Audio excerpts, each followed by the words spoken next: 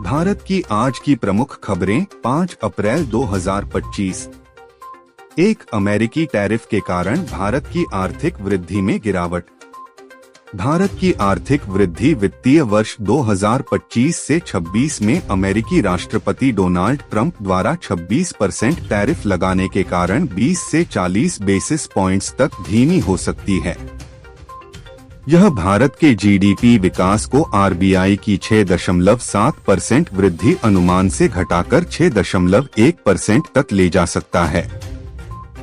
इसके जवाब में भारतीय रिजर्व बैंक ब्याज दरों में और कटौती कर सकता है, जिससे नीति दर 6% तक गिर सकती है। सोर्स: 2 प्रधानमंत्री मोदी का श्रीलंका दौरा।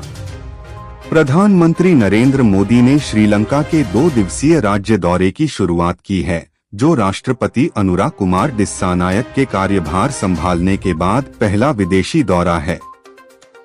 इस दौरान मोदी कई शक्ति और रक्षा समझौतों पर हस्ताक्षर करेंगे और श्रीलंका के पूर्वी क्षेत्र में 120 मेगावाट का सोलर पावर प्लांट वर्चुअली उद्घाटन करेंगे।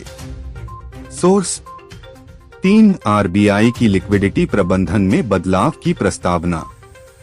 भारतीय बैंकों ने भारतीय रिजर्व बैंक आरबीआई से लिक्विडिटी प्रबंधन फ्रेमवर्क में महत्वपूर्ण बदलाव की सिफारिश की है।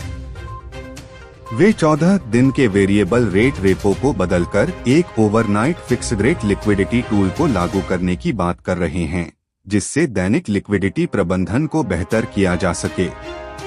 इसके अलावा बैंकों ने मौद्रिक नीति के लिए एक नए बेंचमार्क सिक्योर्ड ओवरनाइट रुपी रेट (SOR) को लागू करने का सुझाव दिया है। सोर्स: 4 दिल्ली उच्च न्यायालय का विकिपीडिया पर मानहानि सामग्री हटाने का आदेश।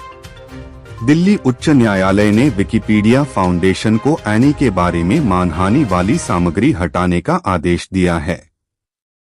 अदालत ने एनी को सरकारी प्रचार उपकरण के रूप में दर्शाने वाली कुछ टिप्पणियों को उसके पेशेवर सम्मान को नुकसान पहुंचाने वाला माना। यह निर्णय भारत में स्वतंत्र अभिव्यक्ति और प्रतिष्ठा अधिकारों के बीच तनाव को उजागर करता है। सोर्स: 5 अप्रैल 2025 को बैंकों की स्थिति। 5 अप्रैल 2025 शनिवार को भारत में अधिकांश बैंकों में कामकाजी दिन रहेगा, सिवाय तेलंगाना के, जहां बाबू जगजीवन राम की जयंती पर बैंक बंद रहेंगे। अन्य स्थानों पर डिजिटल बैंकिंग सेवाएं प्रभावित नहीं होंगी।